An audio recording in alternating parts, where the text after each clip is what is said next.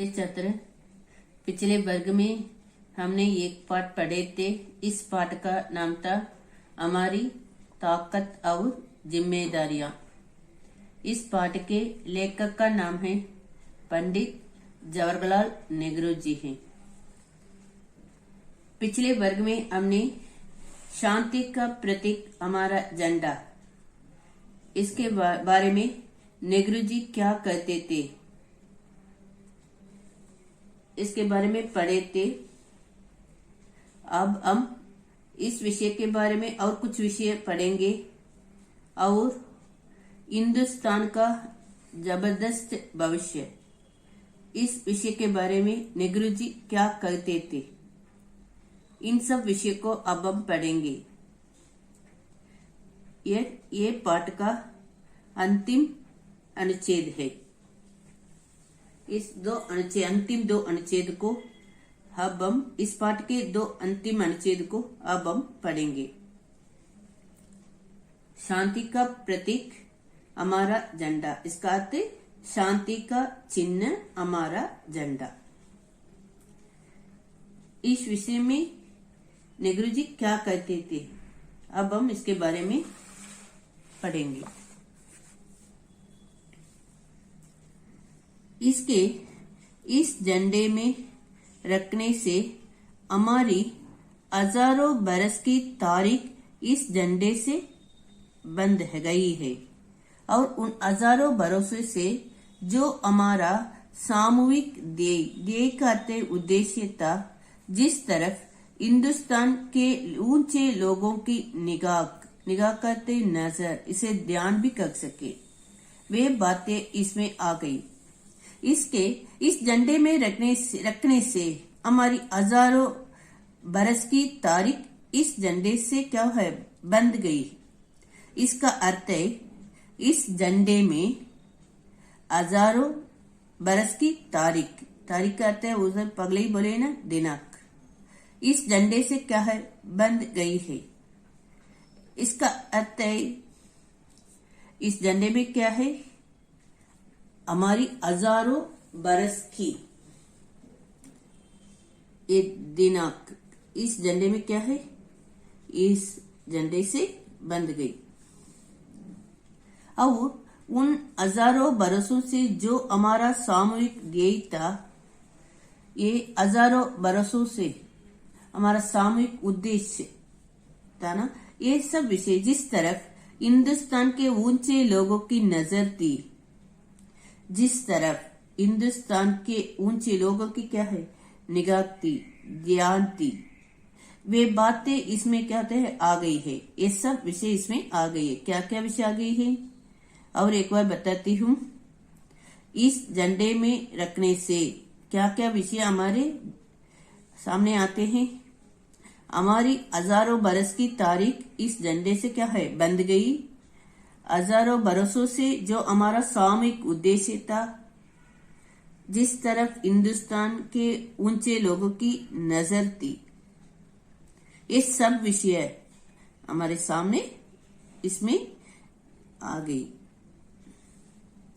तो इसमें पुराना जमाना आया हजारों बरस का, इसमें पिछला जमाना आया 40-50 बरस का, आजादी की लड़ाई का, और इसमें आया, और आखिर इसमें आने वाला कल आया। ये सब विषय इसमें है। क्या है, ये पुराना जमाना आया, ये पुराना जमाना आया हजारों बरस का, और पिछले जमाना का, ये सब विषय 40-50 बरस का, आजादी की लड़ाई का, ये सब में इसमें आया। आखिर इसमें आने वाला कल आया, जो हमें दिखाता है कि हम किधर जाएंगे। ये सब विषय ये इसमें आया। क्या क्या विषय आया, पुराने जमाना आया हजारों बरस का, पिछले जमाना आया 40-50 बरस का, आजादी की लड़ाई का 40-50 बरस का, आजादी की लड़ाई के सब इसमें आया। और इसमें आने वाला कल आया, हम जो हमें दिखाता है हम किधर जाएंगे, ये भी इसमें है। पुराना जमाना हुआ, उसमें हम सबक सीखे। सबक का अर्थ है पाठ। ये पुराना जमाना हुआ, इसमें हमने सबक सीखे, पाठ सीखे। अच्छी बातें याद रखे, लेकिन आखिर में हमारी निगाही आगे होना है। पुराने जमाने में जो जो अच्छे विषय हुआ, ये सब अच्छे विषय को हम याद रखना है, लेकिन आखिर में हमारा निगाह ध्यान किधर होना है, आगे होने हैं, भविष्य की तरफ होनी है। किस तरफ होनी है, भविष्य की तरफ होनी है। जो आने वाला जमाना है उसके लिए हमें तैयार होना है, तगड़ा होना है, मजबूत होना है। ये आने वाला जमाना है, इसके लिए हम क्या क्या होना है, तैयार होना। आने वाले जमाने के लिए हमें तैयार होना है, तगड़ा करते बलवान होना है, मजबूत होना है। और जो जो तकलीफें मुसीबतें और उनसे हिम्मत आ रहे नहीं, बल्कि उनका मजबूती से सामना करना है। आने वाले जमाने में क्या करना है, आने वाले जमाने के लिए हम क्या क्या होना है, तैयार होना है, बलवान होना है और मजबूत होना है। जो जो तकलीफें मुसीबतें आते हैं उनसे हम आए उनसे हिम्मत आ रहे नहीं, बल्कि उनसे क्या का उनका मजबूती से सामना करना है। ये तकलीफों और मुसीबतों को हम मजबूती से क्या करना है, सामना करना है। ये तकलीफ आते हैं, मुसीबत आए तो उसे हम क्या करना है, मजबूती से सामना करना है। हिंदुस्तान का जबरदस्त भविष्य। मुझे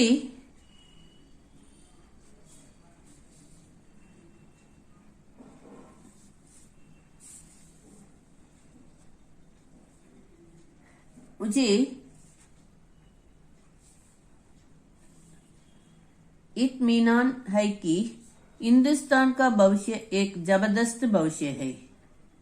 मुझे विश्वास है, इत्मीनान इसका अर्थ है विश्वास है कि हिंदुस्तान का भविष्य एक जबरदस्त भविष्य है, एक अच्छा भविष्य है।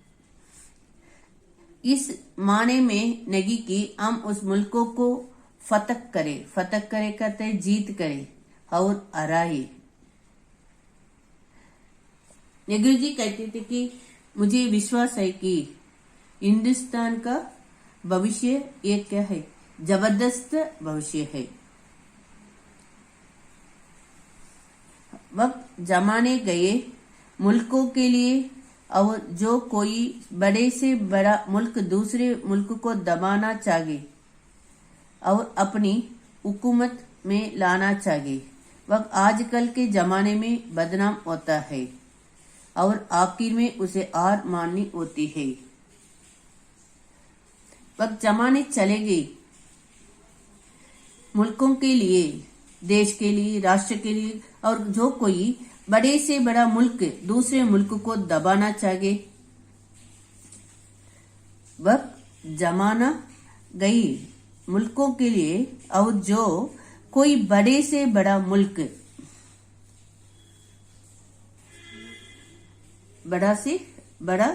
क्या कहते हैं, दूसरे मुल्क को कहते हैं दबाना चाहे और अपना अधिकार में लाना चाहे। इस सब इससे उसको क्या मिलता है, बदनामी होती है। आजकल के जमाने में बदनाम होता है और आखिर में उसे हार माननी होती है। और एक बार बताती हूँ,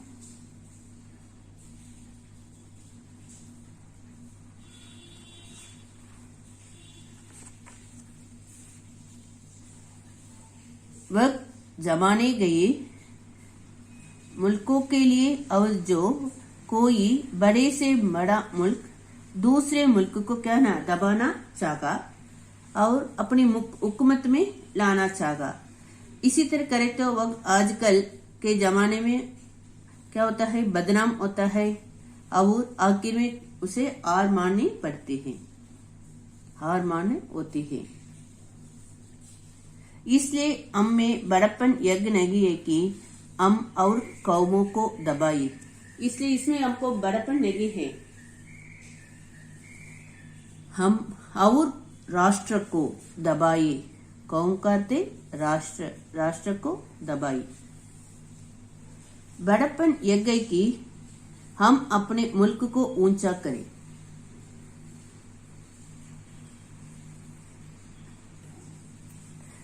इसका अर्थ और एक बार मैं बताती हूँ। वक्त जमाने गए मुल्कों के लिए, मुल्क का अर्थ है देश, मुल्क का अर्थ है देश, देश के लिए। और जो कोई बड़े से बड़ा देश दूसरे देश को दबाना चाहे, देश के लिए और बड़े से बड़ा देश ये दूसरे देश को दबाना चाहे, अपनी हुकूमत में लाना चाहिए, हुकूमत का अधिकार में लाना चाहिए। वक्त आजकल के जमाने में क्या होता है, बदनाम होता है और आखिर में हार मानी जाती है, हार मानी होती है। इसलिए हमें बड़प्पन यज्ञ नहीं है कि हम और कौमों को दबाइए। इस तरह दूसरे देशों को दबाना चाहिए और अधिकार में लाना चाहिए तो आजकल के जमाने में क्या होता है, बदनाम होता है, अंत में हार माननी होती है। इसलिए इसमें हमको बड़प्पन नहीं है, इसमें हमको एक बड़प्पन यज्ञ नहीं है कि हम और राष्ट्र को दबाइए, कौम कहते राष्ट्र। बड़प्पन यज्ञ की हम अपने मुल्क को ऊंचा करें, कौमों से दोस्तों करें। बड़प्पन यज्ञ नहीं है कि इस हम में बड़प्पन यज्ञ नहीं है कि हम और राष्ट्र को दबाइए। इसमें क्या नहीं है, बड़प्पन नहीं है। बड़प्पन यज्ञ की हम अपने मुल्क को, हमारे देश को ऊंचा करें और राष्ट्र है ना, दूसरे राष्ट्र ये सब होते हैं ना, उनसे क्या करे, दोस्ती करे, अपना फायदा करे और दुनिया का फायदा करे। इसमें ही बड़प्पन है। किसमें बड़प्पन है और एक बार बताती हूँ। हम अपने देश को ऊंचा करें और दूसरे राष्ट्रों से क्या करना है, दोस्ती करे, अपना फायदा करे और दुनिया का फायदा करे। यही बड़प्पन है। बड़प्पन यज्ञ, बड़प्पन यज्ञ की क्या क्या है, हम अपने मुल्क को ऊंचा करें, कौमी से दूसरे राष्ट्र से दोस्ती करे, अपना फायदा करे और दुनिया का फायदा करे, लाभ करे। इस रास्ते पर हमें चलना है और इस नाजुक मौके पर हमें हर बात के लिए तैयार रखना है।